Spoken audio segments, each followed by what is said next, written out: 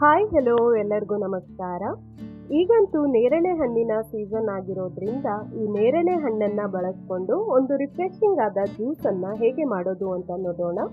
ವಿಡಿಯೋವನ್ನ ಸ್ಟಾರ್ಟ್ ಮಾಡುವ ಮುಂಚೆ ದಯವಿಟ್ಟು ನನ್ನ ಚಾನಲ್ ಅನ್ನು ಸಬ್ಸ್ಕ್ರೈಬ್ ಮಾಡಿ, ಹಾಗೆ ಪಕ್ಕದಲ್ಲಿರುವ ಬೆಲ್ ಐಕಾನ್ ಅನ್ನು ಕ್ಲಿಕ್ ಮಾಡಿ.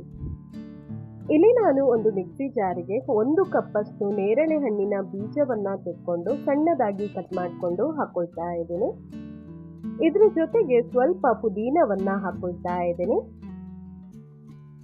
ಹಾಗೆ 1 ರಿಂದ 2 ಟೇಬಲ್ ಸ್ಪೂನ್ ಅಷ್ಟು ಸಕ್ಕರೆಯನ್ನ ನಿಮ್ಮ ಟೇಸ್ಟ್ನ ಅನುಗುಣವಾಗಿ ಹೆಚ್ಚು ಕಡಿಮೆ ಮಾಡಿಕೊಂಡು ಸೇರಿಸ್ಕೊಳ್ಳಿ.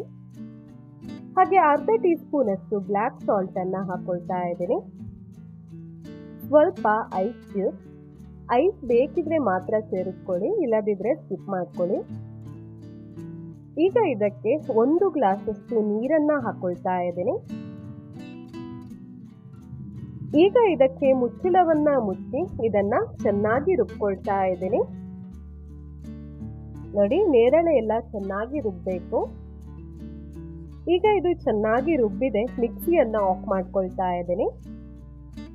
ಈಗ ಗ್ಲಾಸ್ಗೆ ನಾನಿಲ್ಲಿ ಐಸ್ ಅನ್ನ ಹಾಕೊಳ್ತಾ ಇದ್ದೀನಿ. ಇದು ಕಂಪ್ಲೀಟ್ ಆಗಿ ಆಪ್ಷನಲ್, ನಿಮಗೆ ಬೇಕಿದ್ರೆ ಮಾತ್ರ ಸೇರಿಸ್ಕೊಳ್ಳಿ. ಈಗ ಇದಕ್ಕೆ ಜ್ಯೂಸ್ ಅನ್ನ ಹಾಕೊಳ್ತಾ ಇದ್ದೀನಿ. ಜ್ಯೂಸ್ ನೋಡಿ ಎಷ್ಟು ತಿಕ್ಕಾಗಿ ಎಷ್ಟು ಚೆನ್ನಾಗಿ ಕಾಣಿಸ್ತಾ ಉಂಟು ಅಂತ. ಟೇಸ್ಟ್ ಕೂಡ ತುಂಬಾನೇ ಒಳ್ಳೆದಾಗಿದೆ, ತುಂಬಾನೇ ರಿಫ್ರೆಶಿಂಗ್ ಆಗಿದೆ.